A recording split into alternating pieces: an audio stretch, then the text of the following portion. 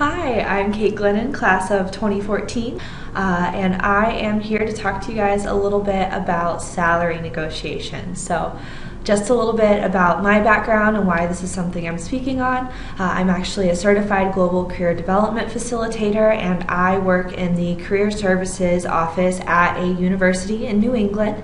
And I help students that are anywhere from an undergraduate student with very little experience all the way to master's degree students that have a lot more experience in negotiating their salaries. So this is something that is important for absolutely everyone. A lot of people don't even know that they can negotiate their salary and that it is actually expected and the standard to negotiate your salary. And also, this is one of the things that has been attributed to the wage gap. So ladies, we're negotiating our salaries. So a few things to know before we get started is that one, you should absolutely never be the one to bring up the salary topic first. That is for the organization to do, and that is for two reasons. One, it's tacky, just don't do it. Two is that once you have the job offer and they are starting to talk salary, you have the leverage. So they, at that point, when you have the offer, they have said you are the best candidate. So that's when you need to move forward. So a few things that you should know before you even get into the interviewing process is that you should do research on what the salary might be for the position. But some interviewing processes, they will ask you what your salary expectations are in the phone screening process, and you don't want to be caught off guard. And that's to save everyone's time, to make sure that your expectations are in line. So that's something to definitely keep in mind. So be prepared with that research, know what you're getting yourself into, and do be prepared to answer that question, what are your salary expectations? And I know Sarah Catone actually made a great video on figuring out what you need to budget for and what your cost of living is going to be. So hop over to that video and come back if that's something that you still haven't figured out. I know whenever I graduated, I applied for jobs all over the country. I'm in New Hampshire right now. I interviewed for companies in Eugene, Oregon, and Washington, D.C., and I had to know what I wanted to make in all of those locations. Without further ado, there is one golden rule of salary negotiation, and that rule is whoever says the first number loses.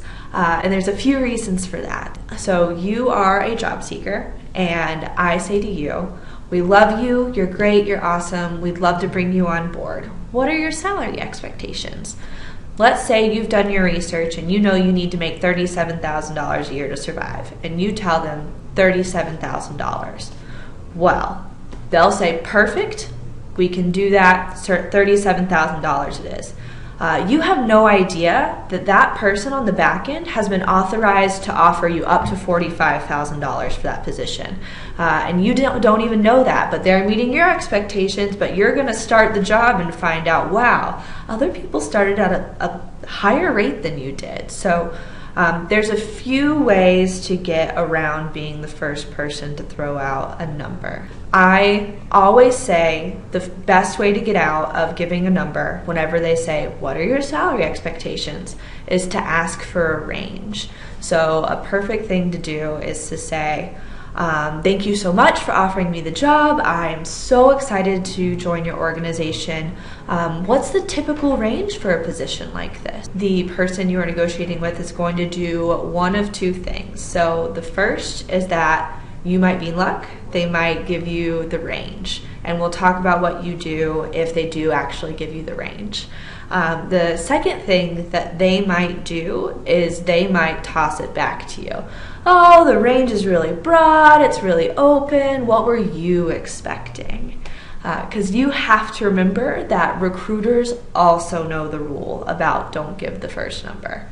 At that point, you need to be able to stack yourself up against the job requirement. If the job was asking for a bachelor's degree in a political or social science related field, if they were asking for 2 to 3 years of experience, and then the preferred qualification was ability to code in HTML. Let's say you have all of those skills.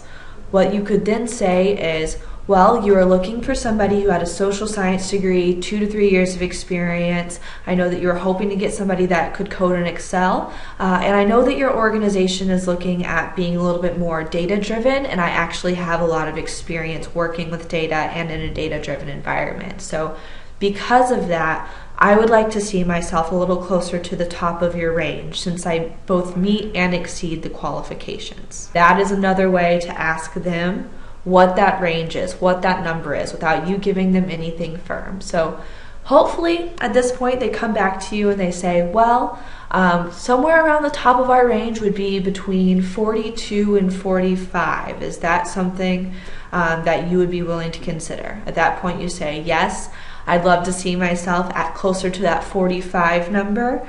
Is that something you could do? At that point they will say, yes, they'll say no, oh, I have to go back and clear that with everyone, but I'll get back to you.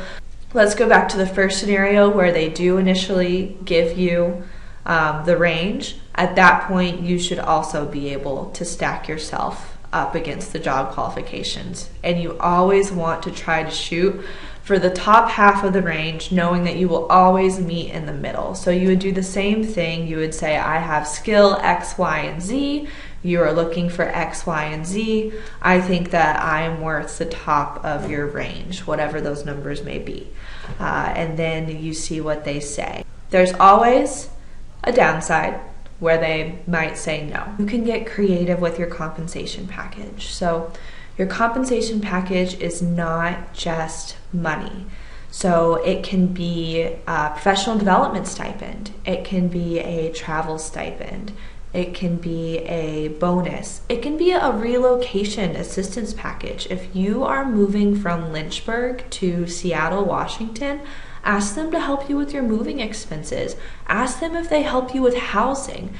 Think about all of these other factors. If you are living in or going to work in Washington, D.C., ask if they would do a stipend for traveling on the public transportation. You can also ask if they do anything related to parking. If you have to drive in, hey, do you guys do a parking allowance?